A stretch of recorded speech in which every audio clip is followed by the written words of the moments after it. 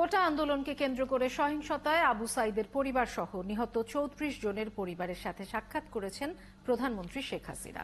এ সময় তাদের পাশে থাকার কথা জানিয়ে হত্যাকাণ্ডের সাথে জড়িত সবাইকে খুঁজে বের করে তাদের শাস্তি নিশ্চিত করার অঙ্গীকার করেন প্রধানমন্ত্রী।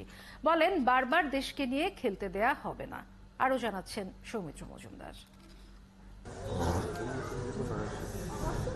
কোটা আন্দোলনকে কেন্দ্র করে সহিংসতায় নিহত বেগম রোকেয়া বিশ্ববিদ্যালয়ের শিক্ষার্থী আবু সাইদের পরিবার সহ ৩৪ পরিবারের সদস্যদের সাথে সাক্ষাৎ করেন প্রধানমন্ত্রী শেখ হাসিনা। গণভবনে প্রধানমন্ত্রীকে কাছে পেয়ে কান্নায় ভেঙে পড়েন নিহতদের স্বজনরা। প্রধানমন্ত্রীও এ সময় আবেগাপ্লুত হয়ে পড়েন।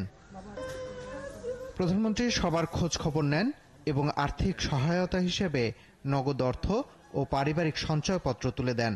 এক রাতে বাবা, মা, ভাই সহ নিজের স্বজন হারানোর কথা উল্লেখ করে নিহতদের পরিবারের পাশে থাকার অঙ্গীকার করেন প্রধানমন্ত্রী।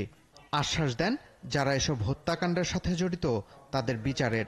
আমি তো বুঝি আপনাদের বেতন, আমার তো প্রতিনিয়ত এই বাপ, মা, ভাই বউ এদের হারানোর ব্যথা নিয়ে আমাদের চলতে হয়। এমনকি লাশটাও তো দেখতে পারিনি, কাফন দাফনটাও তো করতে পারিনি, দেশেও ফিরতে পারিনি। 6 বছর আসতে দেয়নি আমাকে। বাবা, মা, ভাই হারানো সেই এতিম। কাজে আপনাদের কষ্ট আমি বুঝি। আমি আছি আপনাদের জন্য, আপনাদের পাশে। আর আমার চেষ্টা থাকবে যারা এই খুনের সঙ্গে জড়িত খুঁজে খুঁজে বের করে তারা অবশ্যই যেন শাস্তি পায়, সেটাই আমার প্রচেষ্টা থাকবে। সেটাই আমি করবো। আপনাদেরও সাহায্য চাই। বারবার দেশকে নিয়ে খেলতে দেয়া যায় না উল্লেখ করে প্রধানমন্ত্রী বলেন, সাধারণ মানুষের উপকারে আসা প্রতিষ্ঠান ও স্থাপনা ধ্বংস করা হয়েছে। নৃশংসভাবে মানুষ হত্যা করে ঝুলিয়ে রাখা হয়েছে। মানুষের নিরাপত্তা নিশ্চিত করতে বিচার ছাড়া কোনো উপায় নেই। আর মানুষ মেরে লাশ ঝুলিয়ে রাখার মতো এই বর্বরতা, জানোয়ারের মতো ব্যবহার, এটা কি কেউ করতে পারে? এটা কি কোনো একজন মুসলমানের লাশ ঝুলায় রাখবে পা বেঁধে? যারা এগুলির সাথে জড়িত অবশ্যই তাদের বিচার হবে, তাদের বিচার করতে হবে, নইলে মানুষের নিরাপত্তা দেওয়া যাবে না।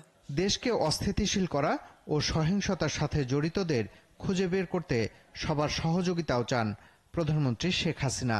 আমারও আপনাদের চোখের পানি দেখতে হচ্ছে। সৌমিত্র মজুমদার, ৭১, ঢাকা।